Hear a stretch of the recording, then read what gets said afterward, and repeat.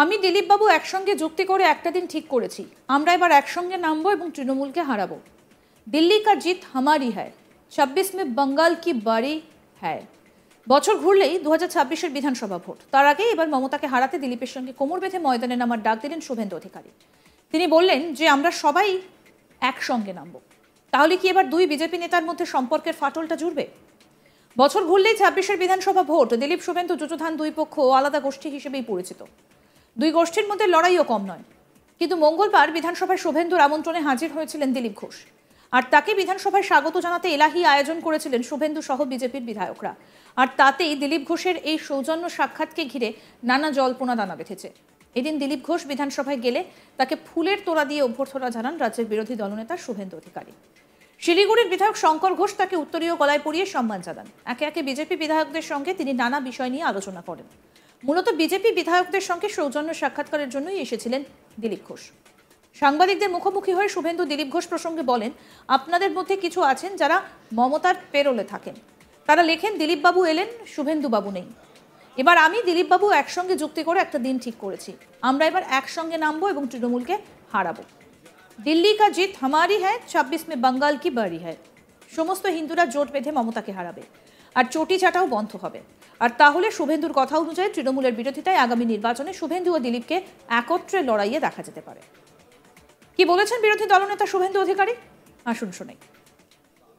একসাথে লাভ করা মানে উনি প্রত্যেকটা সেশনে আসেন। দু একটা সেশনে আমার সঙ্গে মিট হয়েছে, দু একটা সেশনে মিস হয়েছে। আপনাদের মধ্যে কিছু চটি চাটা চ্যানেল এবং নিউজ পেপার আছে, সবাই না, কিছু কিছু যারা মমতার পেরোলে থাকেন, তারা লিখেন যে দিলীপ বাবু এলেন, শুভেন্দু বাবু নেই। সেই জন্য এবারে আপনারা যাতে লিখতে না পারেন, আমি দিলীপ বাবু যুক্তি করে এমন একটা ডেট ঠিক করেছি যাতে আপনাদের আর লেখার সুযোগ না থাকে। আমরা একসঙ্গে নামবো সবাই এবং তৃণমূলকে হারাবো। দিল্লি কা জিত হামারি হ্যায়, 26 মে বঙ্গাল কা বাড়ি হ্যায়। সব হিন্দু একসঙ্গে জোট বেঁধে মমতাকে হারাবে, আর চটি চাটাও বন্ধ হবে।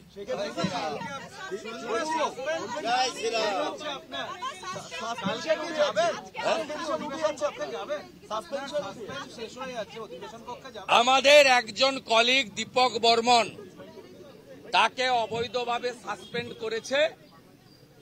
তার প্রতি সংহতি জানিয়ে 20 তারিখ পর্যন্ত আমি দীপক বর্মন যেখানে থাকবে আমি সেখানেই থাকব। আগামীকাল বাবা সাহেব আম্বেদকরের ছবি নিয়ে বিধানসভাতে বিজেপি ডেপুটেশন দেবে, বিক্ষোভ মিছিল করবে। অন্যদিকে দিলীপ ঘোষ বলেন, আমাদের বিরোধী দলনেতা আমাকে বলেছিলেন যেদিন আমি বিধানসভায় থাকবো ওই দিন আসুন, একসঙ্গে খাওয়া দাওয়া করা যাবে, দেখা করা যাবে। আজকে দেখা হয়ে গেল। এবার শোনাই কি বলছেন বিজেপি নেতা দিলীপ ঘোষ, শুনুন। আমাদের বেশিরভাগ বিধায়কই প্রথমবার জিতে এসছেন, দ্বিতীয়বার জেতার জন্য প্রস্তুতি শুরু করতে বললাম আর কি। বিশেষ কোন দাওয়াই জনসংযোগ করার কথা বলবেন? জনসংযোগ তো করতেই হয়, সারা বছর করতে হয়, কিন্তু নির্বাচনকে কেন্দ্র করে জনসংযোগের একটু অন্যরকম হয়, সেজন্য সেইভাবে প্রস্তুতি নেওয়ার জন্য কথাবার্তা হলো। মাঝে মধ্যে কি এবার যেহেতু 2026-এর নির্বাচন, মাঝে মধ্যেই কি বসতে হবে বা আসা? মাঝে মধ্যে নয়, আমি বিধানসভায় সদস্য ছিলাম, চলে যাওয়ার পরেও প্রত্যেকটি বিধানসভা অধিবেশনে প্রায় একবার আমি আসি। খালি বিধায়কদের সঙ্গে নয়, আপনাদের সঙ্গেও দেখা করতে আসি। তো সেই পারপাসে আগের সত্র ঠিকমতো চলেনি, সবাইকে পাওয়া যায়নি, ইচ্ছা ছিল, আসা হয়নি। এবারেও আসার ইচ্ছা ছিল আমার। মাননীয় আমাদের দলনেতা বিধানসভায় তিনি নিজে আমাকে বললেন যে অমুক দিন আমি থাকবো, ওই দিন আসুন, একসঙ্গে খাওয়া দাওয়া করা যাবে, দেখা হবে। তাই আজকের ডেটটা আগে থেকে ঠিক ছিল, সেই হিসাবে এসেছিলাম, একসঙ্গে হয়ে গেল কথাবার্তা সব। জেলায় জেলায় যাবেন এইসব বিধানসভা কেন্দ্রগুলো? আপাতত তো একদম জেলায় আমি যেমন যাই, জেলায় সেটা ঘুরতেই থাকি, রাজনীতিক অরাজনীতিক সব ধরনের অনুষ্ঠানে যাই।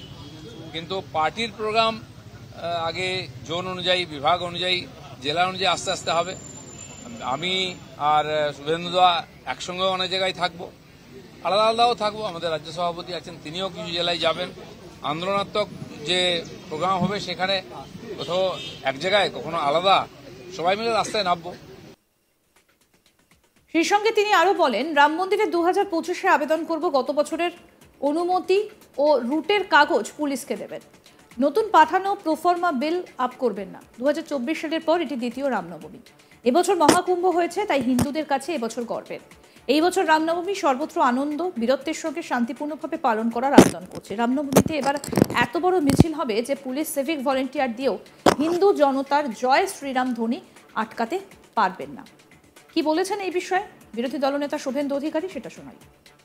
আমি আপনাদের মাধ্যমে পশ্চিম বাংলায় রাম নবমী উৎসব কমিটি 2025 সবাইকে আবেদন করব, আপনারা প্রোটোকল মেনে গত বছরের অনুমতির কাগজ সহ রুটের কাগজ সহ পুলিশকে দেবেন। নতুন করে কোনো মমতা পুলিশের পাঠানো প্রোফর্মা ফিল আপ করবেন না। আমি রাজ্যের বিরোধী দলনেতা 2,33,27,000 লোককে প্রতিনিধিত্ব করি। আমি এবং আমাদের বিজেপি এমএলএরা আপনাদের কমপ্লিটলি লিগ্যাল প্রোটেকশন দেব। আপনারা কেউ নতুন প্রোফর্মা ফিল আপ করবেন না এবং গত বছরে যা হয়েছিল একইভাবে এভাবে আমাদের উৎসব পালন করা হবে। রাম মন্দির নির্মাণের পরে এটি দ্বিতীয় রামনবমী। 24 সালের পরে এটা দ্বিতীয় রামনবমী। এমন বছর হচ্ছে যখন মহাকুম্ভে অমৃত স্নান করেছে 66 কোটি হিন্দু। এই বর্ষ হিন্দুদের কাছে গর্বের, শৌর্যের। তাই এই বর্ষে রামনবমী উৎসব সর্বত্র অত্যন্ত আনন্দের সঙ্গে, অত্যন্ত বীরত্বের সঙ্গে সকলকে নিয়ে শান্তিপূর্ণভাবে পালন করার আবেদন করছি। আর পুলিশকে হুঁশিয়ারি দিচ্ছি, মমতা ব্যানার্জির বুদ্ধিতে যদি পড়েন খেসারত আপনাকে দিতে হবে। এবারে মিছিলের সংখ্যা এত হবে যে গোটা রাজ্যের পুলিশ শুধু নয়, সিভিক ভলেন্টিয়ারকেও কাজে লাগিয়ে আপনারা কিন্তু হিন্দু জনতার জয় শ্রীরামের ধ্বনি আটকানোর ক্ষমতা আপনাদের এবছর হবে না, হবে না, হবে না। আরও আপডেট পেতে দেখতে থাকুন আজ তাক বাংলা। সাবস্ক্রাইব করুন, নোটিফিকেশন পেতে বেল বাটন অপশন প্রেস করুন, হোয়াটসঅ্যাপে ফলো করুন আজ তাক বাংলা। ভিডিওটা লাইক করুন, শেয়ার করুন, কমেন্ট করুন।